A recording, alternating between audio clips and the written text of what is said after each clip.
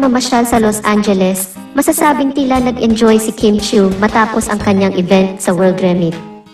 Kahit wala ang kanyang boyfriend na si Xian Lim, makikitang nagpapakita pa rin ng kasiyahan ang aktres sa mga larawang kanyang ibinahagi.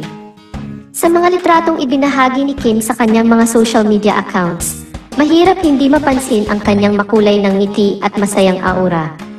Bagamat hindi siya kasama ang kanyang kasintahan, tila wala itong epekto sa kanyang positibong disposisyon. Ipinakita ni Kim Chiu na kaya niyang mag-enjoy sa kanyang sariling mga lakad. Marahil sa mga sandaling ito, nagkaroon si Kim ng oras para mag-isip-isip tungkol sa kanilang relasyon ni Xian Lim. Maaaring ito ay pagkakataon para sa kanilang dalawa na magkaroon ng espasyo para sa kanilang mga individual na interes at mga proyekto. Hindi may iwasan na may mga fans na umaasam na mas makikita pa silang magkasama sa mga larawan, subalit maaaring nais ng dalawa ang magkaroon ng sariling pagkakataon para sa kanilang mga personal na oras at paglalakbay.